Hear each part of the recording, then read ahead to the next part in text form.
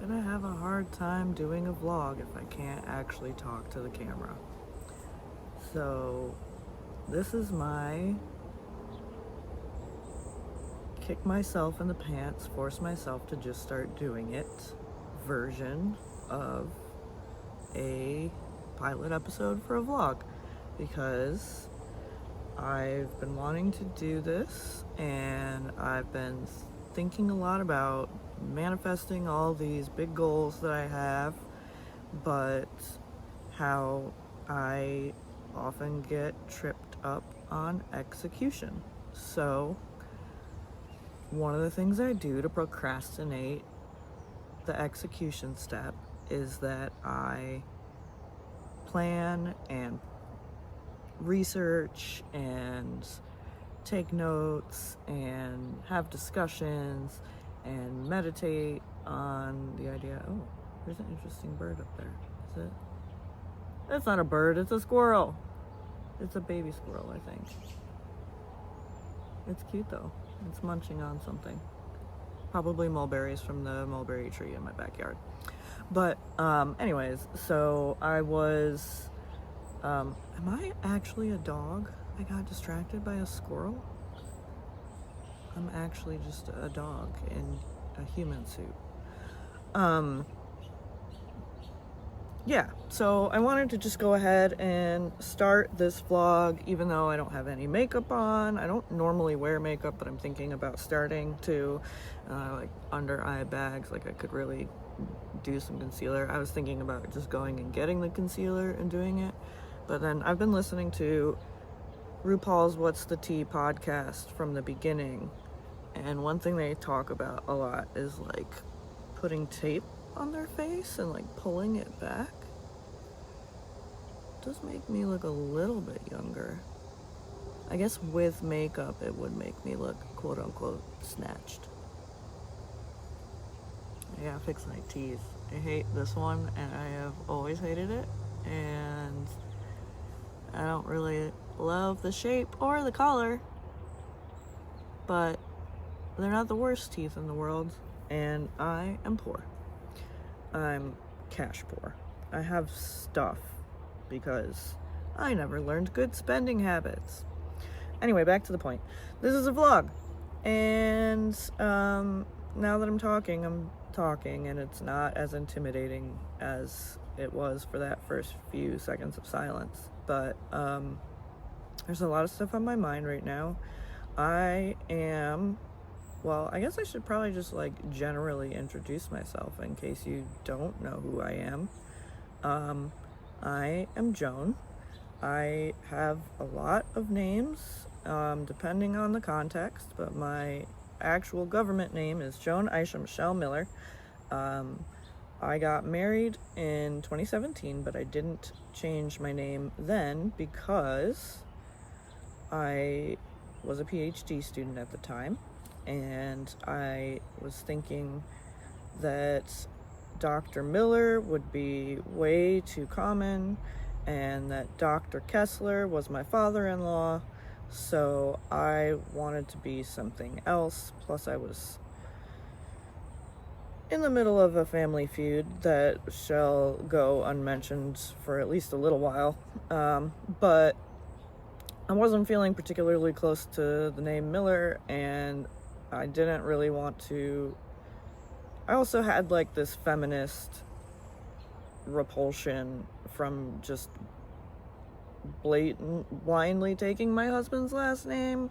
I wanted it to be the thoughtful thing, but also my husband is Jewish, and that name, he's the only boy on, well, he wanted to pass down his name, and I'm perfectly fine with that because his name has an ethnic connection and a connection to persisting despite genocide, and like it is important to his family, etc., etc. The name Miller is not in danger of dying out anytime soon, and there's so many freaking Millers in the world. There's no danger of the name. Yeah, like it doesn't.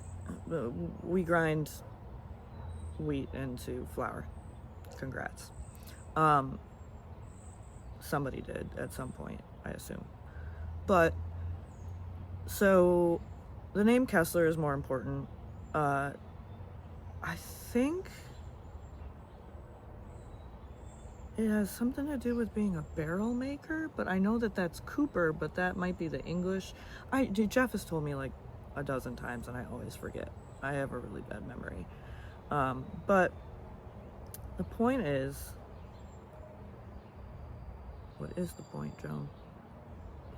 The point is, I wanted to be thoughtful about what last name I was going to have and what last name my kids were going to have. So when we got married, I had myself announced as Joda-Kessler, because that's my mother's maiden name, and my grandfather is actually a somewhat important figure in Nigerian government history in a good way. A lot of people get famous in the Nigerian government for being bad. You don't get as famous for being good, and my grandpa was actually a pretty good guy, and he's related to some historical figures in the Sokoto Caliphate, which, if you know about the history of that part of the world, is important, and if you don't, you have no idea what I'm talking about. Anyways, suffice to say that Joda is globally, not in the United States, but in Nigeria, a much more significant name, and I like the idea of, since I'm a girl, taking my mother's name with me. So I wanted to change my name to Joda-Kessler. However, in New York, where we got married, that's where Jeff is from, we went to go get our marriage license, and they asked me what I wanted to change my name to, and I explained what I wanted, and they were like, no, you can do your name or your husband's name or some combination. That's it. And I was like, what? But, like, it's my mother's maiden name. Her name is on my birth certificate. It's right there. It says Bilky Joda Miller. Because that's the other thing, is she hyphenated her name, Joda Miller. And so if I was Joda-Kessler, you know, I stay connected to my mother through that line. And they wouldn't do it. So I just left my name the way it was for the wedding, but told people what I wanted to be called and intended to do it later. It's 2026, so it's 2025. I don't know what I'm thinking. It's 2025. Our next anniversary will be our 8th anniversary, because I can do math, and I still haven't done it yet. And that's the story with me. I wrote down this mantra yesterday morning when I was out here on my deck. I'm thinking about calling it deck time. But the mantra is, good things take time. And I'm trying to remind myself that it's okay to take time to do big things, just so long as you actually execute. But good things take time. It's all right to take time. It's all right to be 38 and not, wildly successful. It's okay to not be 40 under 40. It's okay to make it big when I turn 55 or 65, or, well, I'm determined that I'm going to live to be 999, so even if I have to get to 100 before I get to where I want to be, so be it. But back to the name thing. So, my actual government name is still Joan Aisha Michelle Miller. That's what I was called at birth. But it's also a mouthful, so I've had a lot of nicknames over the years, especially because as a kid, I went by Michelle. So a lot of my family members still call me Michelle.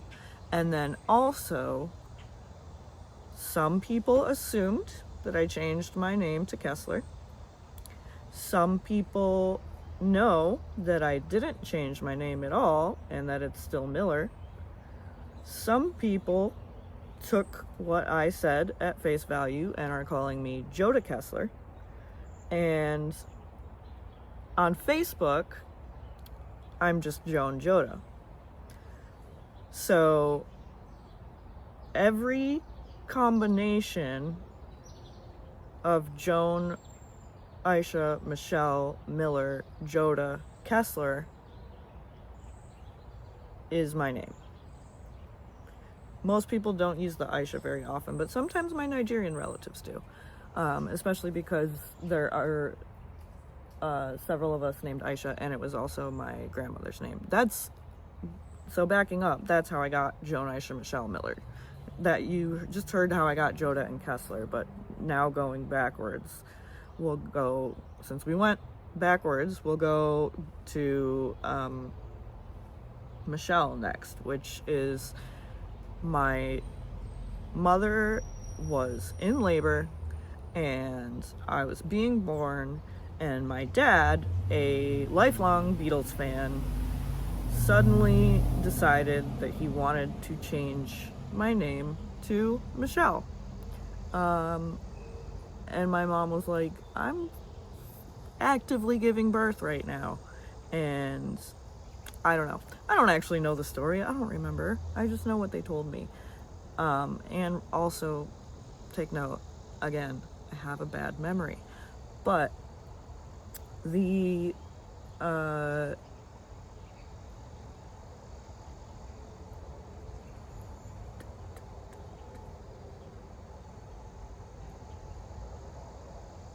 yeah, Dad decided in the delivery room that he was going to add Michelle, and I'm pretty sure he did that because he likes the Beatles song. Michelle, ma belle, sont les mondes qui vont très bien ensemble, très bien ensemble. I wrote that in his last Father's Day card, actually. But then Aisha is my mother's mother, and Joan is my father's mother, and they are both honored in my name. And my mom and dad had already agreed to that before I was actively being born, so my dad snuck Michelle in there at the last second. But that's okay, because now he's established the 4-name pattern, and my son is Ben Kenobi Joda Kessler. And my daughter, if I ever have a daughter, will be named Violet Aurora Kessler Joda. So we had to make sure it wasn't Violet Aurora Joda Kessler, because that spells something. And we didn't want that to happen. And then we were like, Kessler Joda, and that way the girl will keep the mother's line and the boy will keep the father's line, but they'll both still have both names, and it'll be similar enough, and we live in a modern enough area, asterisk, asterisk, asterisk, it's 2025, and, you know, just look up the news from July 2025, and you'll know what I mean.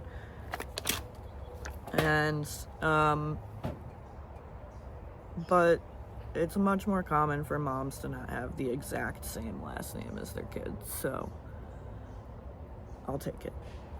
But eventually I just gotta fork over the money and do the tasks of changing my name to Joda Kessler. That's still the intent. And then nicknames I've had. Sarah always calls me Mish, which is short for Michelle, obviously.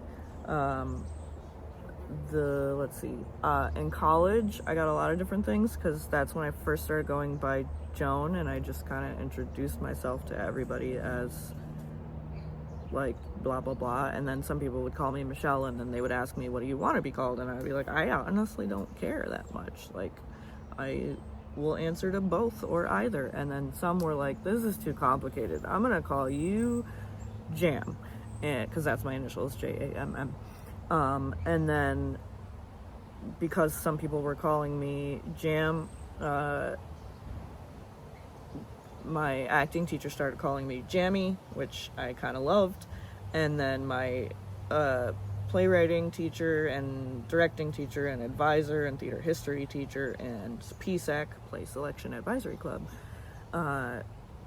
organizer, called me Joan Michelle. Fun fact, he was also the advisor and club mentor person for Steve Yoon and Jordan Klepper, who both went to my college. Not that long before me. I think we had friends in common. Hey guys. Curtis, Kent, Trent. Hey, how's it going? Hope you're good. And then, what else? So, other nicknames that I've had. Senna. Senna is the other big nickname that I have because it's my role-playing character. So when I was probably like 13 is the first time I remember creating the character of Senna, because Senna was, I was on a Harry Potter themed role-playing message board, BB style message board, and I played this character Senna Silvertongue, and I picked the name because it was a very Harry Potter-ish name, but also because I wanted it to have some meaning, and I liked that it was alliterative. And I thought I was making up the word Senna. I was thinking of like, I want to get better at coming up with fantasy names, because I was already really into fantasy and sci-fi books and stories and movies and games and etc. at that point. Like, I already was a huge Legend of Zelda fan. But I wanted a name that I liked the sound of. So I was like, what sounds do I like in some of these fantasy names? Like Senna. And basically is what I did.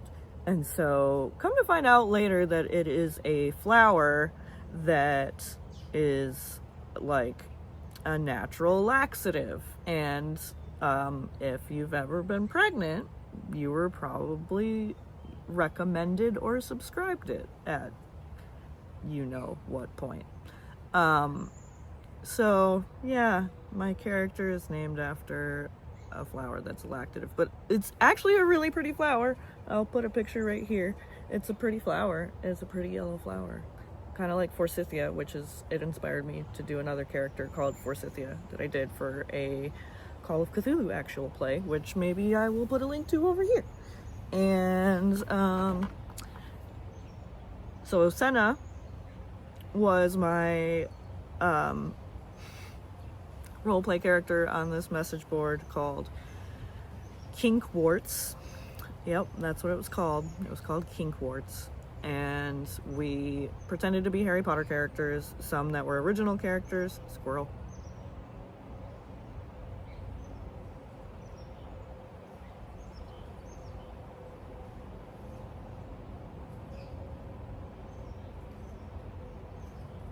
There he goes. Anyway, so Senna was my character on that message board. So we had original characters, we had other characters. I played multiple characters. Everybody played multiple characters. I played Senna and Minerva McGonagall and Senna's sister, and then when necessary for a scene, Senna's father, who was a Death Eater. But Senna wasn't a Death Eater, but also Senna's father was from Nigeria. And Senna's father was from Nigeria, and he practiced African magic traditions, not English magic traditions, and he cast spells sometimes in Arabic. And at 13, I was not thinking, well, yes, you're incorporating African culture in a way into a world that's like colonialized, and well, it is the original colony, but anyways, I wasn't thinking about the representational aspects of it at that point. I didn't start thinking about that stuff seriously until much later. Much later. But, yeah. I was infusing my own culture and trying to represent myself in the media that I was enjoying at the time. Not enjoying anymore, but that's what I enjoyed at the time. So the Senna originated there, and fun fact, was played by Zoe Saldana. Saldana or Saldana? I think it's an Enye, but I'm not 100% sure. But at the time I was obsessed with her because she was like the only other woman in the Pirates of the Caribbean movie, and she was mixed. She was like the second person I knew about who was mixed after Halle Berry. So I was like, it's me! I see myself.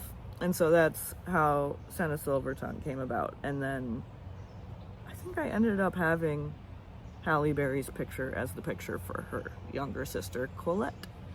But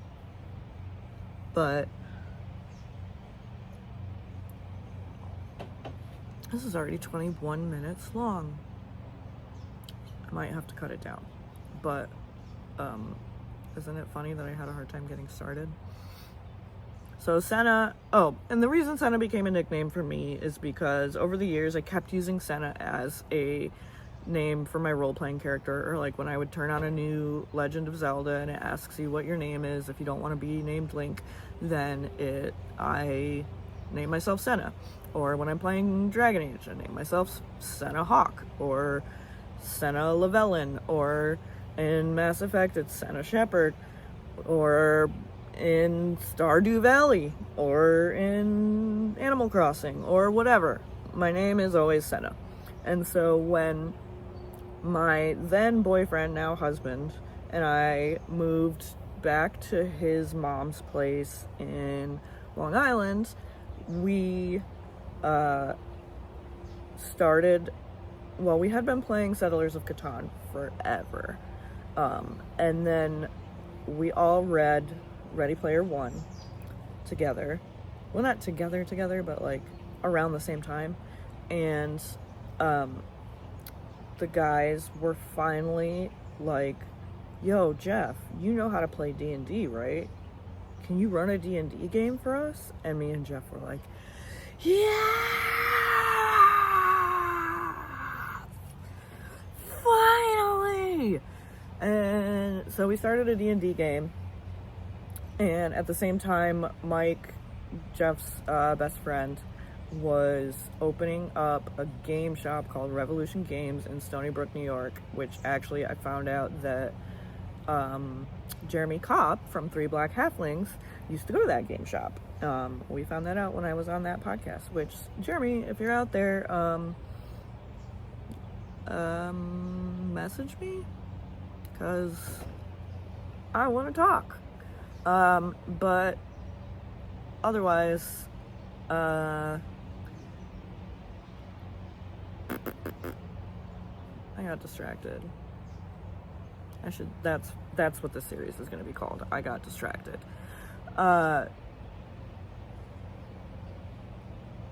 Names. Senna. D&D. We started playing D&D. And, of course, my first D&D character was Senna Silvertongue. Well, in the game, she doesn't get the moniker Silvertongue until kind of like the culmination of the campaign. But my husband knew that was where the character originated from, and so he made it something that she earned eventually. But she was a rogue. It was a 3.5 edition campaign. And we started at level 0. We all learned how to make our characters together at the same time. We rolled 3 sets, 4d6, dropped 1. So we had some pretty beefy characters, but you know, that was kind of okay, because we, first of all, also we started with a 5-person party in 1DM, obviously, and we had a paladin, a druid, so the paladin and the druid were both elves. We had a gnomish wizard, a halfling cleric, and then me, I was a half-elf rogue. And we were all just the basic PHB stuff for 3.5, which had a recent re-release. Like, I think there were some slight adjustments into it, but it was just like prettier books, and it was actually on shelves again, so you could get it. And this was circa like 2012, I think, because I remember one of our first couple sessions was in Mike's shop during the blackout from Hurricane, the one where there was a 2-week blackout. It's either Sandy or Katrina, but I always get them mixed up because it was like one right after the other. But so it was Halloween. Jeff was dressed up as Mario. I was dressed up as Peach. I don't know if the other guys were dressed up or not, but we didn't have power. The shop wasn't finished being set up yet, so it was mostly an empty shell, but there was a lot of really nice office chairs in there because he had like gaming rig set up so you could come in and just play video games with your friends for a while. It was a sweet shop while it was open, but it ended up just not making enough money. But this is getting really long. Oh well, I don't care. The shop had all those really nice chairs. We wanted to play. It was better than playing in the garage at HQ, which is where we normally played, next to Mike's half-renovated old blue Mustang. And we were in the shop, and we set up some candles and stuff, and we got a good old-fashioned D&D game with the miniatures, and I think we were using giant like graph paper that was 1-inch square, and then Jeff would draw it out, the maps. We got a lot more sophisticated over time, but that game started in 2012 and is still going. In fact, we're trying to have a session this summer, and by still going, I mean we still have the characters, and they're now at level 22, and we finished the main plot arc, and we kind of have a new ordinary world, and we're doing all kinds of crazy stuff. But anyways, that's the origin of the name Senna. My D&D group calls me Senna. I'm Rogue Senna in a lot of places online. So those are my most common names. Maybe I'll wrap this up by mentioning some of the drag names that I'm contemplating. So I'm thinking about Persephone Monet Fox, because even though RuPaul hates names with too many syllables, the great thing about that one is that it goes 4, 2, 1, which is also the like a quadratic equation. Is that the same as a Fibonacci spiral? I don't know, but it's pretty. 4, 2, 1. And then also Persephone, if you say it right, rolls off the tongue. Monet flows, and Fox is a nice punctuation mark. And then Persephone is obviously the Greek goddess Persephone. I've always kind of identified with her, even since my original username after Agent Shelley 13, when I was Agent Shelley 13, was because of the X-Files, when I was 13. And then my next username was Demeter's Child. So Demeter's Child is Persephone. Everybody thought I liked Demeter. No, I like Persephone. Demeter's Child. The child of Demeter is Persephone. And so I wanted to end this before 30 minutes, so maybe I'll end it at 35 minutes, and maybe I'll just put it up raw, uncut, unfiltered footage. I'm a dork if that's not clear already. But anyways, so Persephone, Monet after Janelle Monáe, because a lot of drag personas are references to their favorite model or performer, and so I was like, I want to work Monet in there. And then, I'm sorry I keep shaking the camera, I have restless leg syndrome, for real, like actually for real, I do have restless leg syndrome.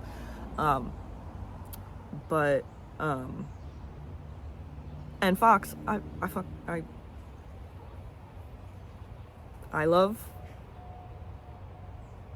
I flippin' love foxes. Flippin'. Because my students might watch this. So, those are my names. I have a lot of them. Oh, my other name. My other drag name that I was considering. Well, there's a few others. But the other good one that I was considering is Trophy Snowflake. Trophy Snowflake. Trophy Snowflake. Trophy Snowflake. Trophy Snowflake. It sounds a little bit like that one lady from Hunger Games. What the hell is her name? I can't remember it now because I can only think of Trophy Snowflake. But the whole idea of Trophy Snowflake is to like build an entire character on the tropes that boomers have about millennials and just like lean all the way into that. And like I was thinking about making a dress or like an outfit that was like all gold lame and like was a combination of the shapes of an Emmy, Grammy, Oscar, and Tony, an EGOT. But then also like I feel like I should totally write a song called Egg Pot about my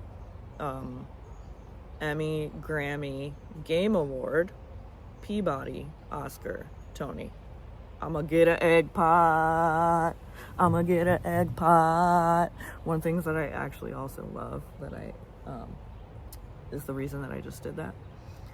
I really, really enjoy making my students cringe.